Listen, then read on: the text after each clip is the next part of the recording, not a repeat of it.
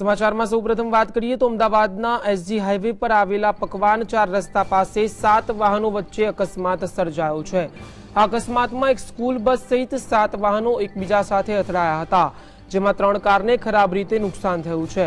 આ અકસ્માત બાદ હાઈવે પર ટ્રાફિક જામની પરિસ્થિતિ સર્જાઈ હતી। આ અકસ્માતને જોવા લોકોના ટોળા ઉમટી પડ્યા હતા। ઇજાગ્રસ્તોને 108 મારફતે સોલા સિવિલ હોસ્પિટલમાં સારવાર અર્થે ખસેડવામાં આવ્યા છે। आपने फरी एक वक्त जणावी दीए, एक साथ 7 वाहनों टकराता एसजी हाईवेना पकवान 4 रस्ता पास जे छे त्यां ट्राफिक जामनी परिस्थिति सर्जाई गई थी। लोकोना टोळा पण एकठा थया हता अने साथे ज केटलाक लोको घायल पण थया छे। 2 व्हीलर अने 4 व्हीलरनो समावेश थाय छे आ घटनामां, जेमां एक साथे 7 व्हीलरो 7 जे वाहनो छे ते અથડાયા હતા। आज अंगे વધુ માહિતી મેળવીએ સંવાદદાતા પ્રતીક પાસેથી। जी प्रतीक, एसजी हाईवे पर 7 वाहनों टकराया छे, एक साथे વધુ વિગતો આપશો। जी चौकस आज तमने जણાવ્યું કે અમદાવાદનો સરખેજ ગાંધીનગર હાઈવે ખાસ કરીને હાઈવે ઉપર વાહનોની હેરફેર વધુ થતી હોય છે।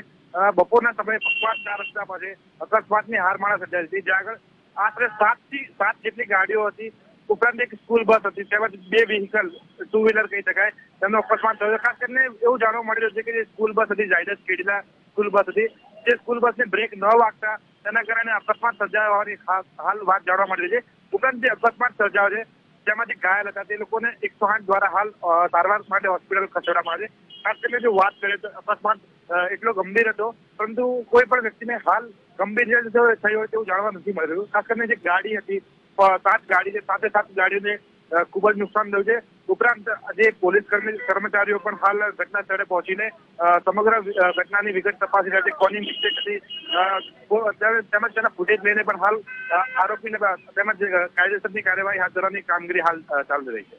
जी बिल्कुल, आ स्कूल बस में કેટલાક આ ઘટનામાં સ્કૂલ બસનો પણ સમાવેશ થાય છે, તો સ્કૂલ બસમાં રહેલા વિદ્યાર્થીઓને કોઈ ઈજા પહોંચી છે? जी ચોક્કસ યાદી તમને જણાવ્યું કે સદનસીબે જે સ્કૂલ બસ હતી તે સ્કૂલ બસ ખાલી હતી, તેની અંદર કોઈ પણ પ્રકારના વિદ્યાર્થીઓ હતા નહીં, જેના કારણે મોટી દુર્ઘટના ટળી હોય તેમ કહી શકાય। પરંતુ જે અકસ્માત હતો અકસ્માતમાં ખાસ કરીને જે અપંગ વ્યક્તિઓ છે તેમના જે લોકો જઈ રહ્યા હતા તેમનું વ્હીકલ લઈને તેમને પણ હાલ ઈજા થઈ હતી, તેમને હાલ સારવાર માટે મોકલી આપવામાં આવે છે। ખાસ કરીને જો વાત કરીએ તો અકસ્માતમાં જે સ્કૂલ બસ હતી સ્કૂલ બસ ક્યાંક ને ક્યાંક સ્પીડ કરતા વધારે હોવાની પણ વાત જાણવા મળી રહી છે, જેના કારણે સ્કૂલ બસનો જે ડ્રાઈવર છે તેના પર કાયદેસરની કાર્યવાહી થાય તેવી શક્યતા જાણવા મળી રહી છે। જો વાત કરીએ અકસ્માતના કારણે હાલ સરખેજ સુધી ટ્રાફિક જામની વ્યવસ્થા સર્જાઈ છે, જેના કારણે પકવાન સુધી ટ્રાફિક જામ નો સામનો લોકોને કરવો પડી રહ્યો છે। જી જણાવશો કે હાલમાં ટ્રાફિક જામની કેવી પરિસ્થિતિ છે? જે ચોક્કસ હાર્દિક, જેમ મેં તમને જણાવ્યું કે ટ્રાફિક જામ ખૂબ જ અહીં સર્જાઈ રહ્યો છે। સુધી ટ્રાફિક ઠેર દેખાઈ રહ્યો છે, તેમજ અંડરબ્રિજની ઉપર પણ ટ્રાફિક ખૂબ જ જામ થઈ ગયો છે, જેના કારણે લોકો ટ્રાફિકમાં ફસાઈ રહ્યા છે, તેમજ અકસ્માત રોડની વચ્ચોવચ્ચ થયો હોવાથી લોકોને અવરજવરમાં પણ તકલીફ પડી રહ્યો હાલ સામનો કરવો પડી રહ્યો છે। બિલકુલ, આપને પૂછવા માંગીશ પ્રતિક કે અકસ્માત બાદ જે સ્કૂલની બસ હતી ને તેના ડ્રાઈવરે પોલીસને શું નિવેદન આપ્યું છે? જે ચોક્કસથી હાલ તો પોલીસ પોતાની કામગીરી કરે છે। અકસ્માતમાં કેટલા વાહનો છે, કેટલા લોકોને નુકસાન થયું, કેટલા લોકો ઘાયલ થયા છે તેની હાલ પ્રાથમિક વિગતો પોલીસ તપાસ રહી છે, તેમજ જે લોકો જોવાવાળા હતા, જે ગાડીના ડ્રાઈવર હતા, તે લોકો પાસેથી પોલીસ નિવેદન લઈ રહી છે કે કઈ રીતે અકસ્માત થયો છે। ઉપરાંત કેટલાક સીસીટીવી આજુબાજુના જે બિલ્ડિંગ છે બિલ્ડિંગમાં આવેલા સીસીટીવી કેમેરાના કારણે પણ તેમના ફૂટેજ તપાસીને પણ હાલ અકસ્માતમાં કોનો વાંક છે તે જોઈને હાલ કાર્યવાહી ચાલી રહી છે। જી પ્રતિક, જોડાયેલા રહેશો અમારી સાથે, આગળ પણ આપની સાથે આ સંદર્ભે વાત કરીશું। તો આપને ફરી એક વખત જણાવી દઈએ કે અમદાવાદના એસજી હાઈવે ઉપર પકવાન 4 રસ્તા આવેલા છે, ત્યાં એક સાથે 7 વ્હીકલો વચ્ચે અકસ્માત સર્જાયો હતો।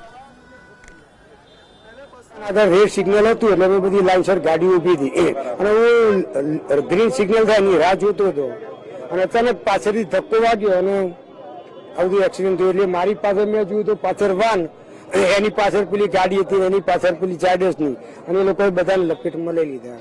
કોની ભૂલના કારણે એક્સિડન્ટ થયો હોવાનું માની રહ્યા હતા? આજે પેલી લક્ઝરી ખરી ને ઝાયડસ યેલો સ્ટુડન્ટ હતા, કોઈ વિદ્યાર્થી? ના, એવું કશું હતું જ નહીં, એ બસ એક ખાલી જ કોઈને ગંભીર ઈજા થઈ હોય? ના, એ મારી પાછળની જે વાન કરી ને એમાં સ્ટુડન્ટ પેલા છોકરીઓ હતી સ્કૂલની, એમાં 2-3 છોકરીઓ સામાન્ય ઈજા થઈ છે।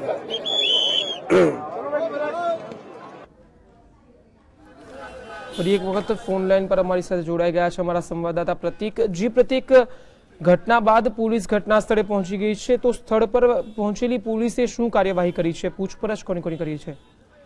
જી ચોક્કસથી હાર્દિક, તમને જણાવ્યું કે મોટાભાગની ઘટનામાં પોલીસ મોડા પહોંચ્યો છે, પરંતુ અકસ્માત જો સર્જાયો તે 10-15 મિનિટની અંદર જ પોલીસ ઘટના સ્થળે પહોંચી ગઈ હતી.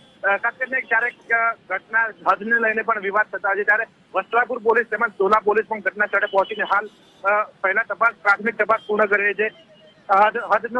હદ કોની છે તે વિચારતા નથી, પરંતુ હાલ પોલીસ તેમની કામગીરી સારી રીતે કરી રહી છે. લોકોને ટ્રાફિક જામ ન થાય માટે પણ હાલ સહકાર આપી રહ્યા છે તેમને. જી પ્રતીક, પૂછવા માંગીશ કે આ અકસ્માતમાં કેટલીક કારો દ્રશ્યમાં જેમનો ભૂક્કો બોલાઈ ગઈ છે તેવી પરિસ્થિતિમાં દેખાઈ રહી છે, તો આ કાર માલિકો સાથે આપની વાત થઈ હશે, શું કહી રહ્યા છે કાર માલિકો, કોનો વાંક હતો? જી ચોક્કસ, કાર માલિક સાથે મારી વાત થઈ. કાર માલિકે જણાવ્યું છે કે પાછળથી પૂર ઝડપે આવી રહેલી જે સ્કૂલ બસ હતી તે સ્કૂલ બસમાં બ્રેક ન આવી હતી, જેના કારણે અકસ્માત સર્જાયો હતો. ઉપરાંત બસની આગળ જે કાર ઉભી હતી લાઈનમાં, જે ટ્રાફિક બંધ હતું સિગ્નલ, આના માટે સિગ્નલ ખુલવાની રાહ જોઈને ઉભી હતી, તે બસમાં પાછળથી બસ આવી રહ્યા બાદ જોરદાર ધક્કો વાગ્યો હતો, જેના કારણે અકસ્માત સર્જાયો જાણવા મળ્યું છે. જેના પછી લાગી રહ્યું છે કે જે સ્કૂલ બસનો ડ્રાઈવર હતો તેની ગંભીરતાપૂર્વક ભૂલ હોય તેવું લાગી રહ્યું છે. જી પ્રતીક, જે સમયે અકસ્માત સર્જાયો તે સમયે શું વાહનો પૂરપાટ ઝડપે દોડી રહ્યા હતા અને ટ્રાફિક પોલીસ જે છે તે ત્યાં તૈનાત હતી કે કેમ? જી ચોક્કસથી આજે જે ઘટના એક્સિડન્ટ છે તે ટ્રાફિક પોલીસથી થોડાક 100-200 મીટરના અંતર ઉપર જ છે, તેથી ટ્રાફિક પોલીસ પણ ઘટના સ્થળે જતા તેમજ નિયમોનું પણ પાલન થઈ રહ્યું હતું. ઉપરાંત જે વાહનો સિગ્નલ રાહ જોઈને લાઈન પર ઉભા હતા તે વાહનો સાથે જ એક્સિડન્ટ થયો હોવાથી હાલ એ પ્રમાણે લાગી રહ્યું છે કે જે અકસ્માત થયો છે તેમાં કોઈ પણ બીજા વાહન કોઈ પણ ભૂલ નથી, ફક્ત જે સ્કૂલનો બસ ચાલક હતો તેની ભૂલ હાલ પ્રાથમિક દ્રષ્ટિએ જોવા મળી રહી છે. જી બિલકુલ પ્રતીક, આપણે પૂછવા માંગીશ કે સામાન્ય રીતે એસજી હાઈવે પર વાહનો પૂરપાટ ઝડપે દોડતા હોય છે અને તેના કારણે જ અકસ્માત સર્જાતો હોય છે, તો શું આમાં પણ કોઈ પૂરપાટ ઝડપે જતું હતું તેનાથી અકસ્માત સર્જાયો? જી ચોક્કસ, આજે SG highway Sarkhej Gandhinagar highway છે, ખાસ કરીને તો દ્રુત ગતિનો માર્ગ છે, એટલે કે બધા જ વાહનો ફૂલ સ્પીડમાં જતા હોય છે, પરંતુ જ્યારે ક્યારેક આ જે પ્રકારની ઘટના છે કે સિગ્નલ ઉપર વાહન ધીમા કરવા જોઈએ, સિગ્નલ ઉપર વાહનો ઉભા હોય ત્યારે તેની પાછળ જઈને શાંતિથી ઉભા રહેવું જોઈએ. નિયમોનું પાલન ન કરવામાં આવતા એક્સિડન્ટ થતા હોય, અને આ એક્સિડન્ટમાં પણ એવું જાણવા મળી રહ્યું છે કે જે સ્કૂલ બસનો જે ડ્રાઈવર હતો તેણે સિગ્નલ જોયા વગર જ ગાડીની સ્પીડ વધારી હતી અને જેના કારણે અકસ્માત થયો તેવું હાલ પ્રાથમિક દ્રષ્ટિએ દેખાઈ રહ્યું છે.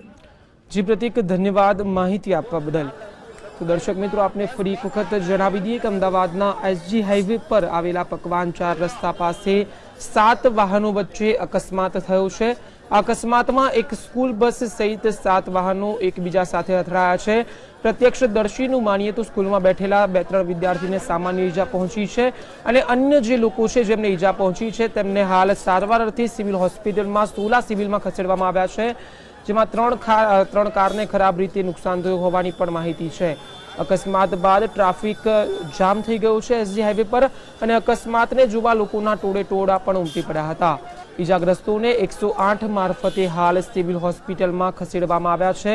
સાથે જ ઘટનામાં અનેક કારના ફૂરચે ફૂરચા પણ બોલાઈ ગયેલા દ્રશ્યોમાં જોવા મળી રહ્યા છે.